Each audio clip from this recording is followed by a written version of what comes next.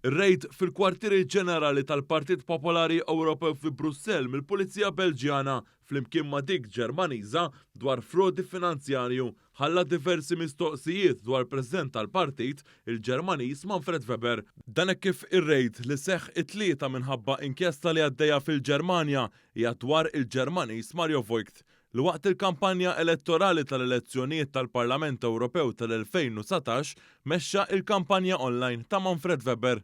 F'dik il-kampanja elettorali, Manfred Weber kienet ikkampanja biex ikun il-President tal-Kummissjoni Ewropea. Rapporti fil-medja internazzjonali qegħdin jirrapportaw kif Voigt li bħalissa jagħmel parti mill-Partit Konservattiv fil-Ġermanja allegatament qabad lil kumpanija ta' teknoloġija li kellha tagħmel leb tal-partit biex tgħin fil-kampanja ta' Weber.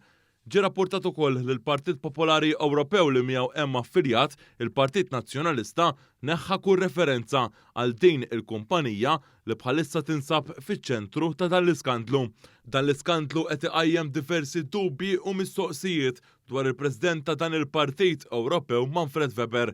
Dan hekk kif l-elezzjoni tal-Parlament Ewropew tinsab sena l-bot bil-ġurnal Awtorevoli Politico jiddeskriva din is-sitwazzjoni għal Partit Popolari Ewropew bħala waħda ta' uġigħ ta' ras.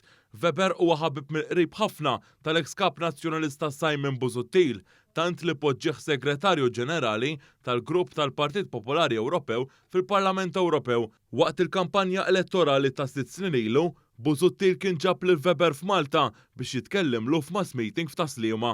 Weber jaħdem qrib ħafna wkoll mal-Ewroparlamentari Nazzjonalisti Roberta Mezzola u David Casa.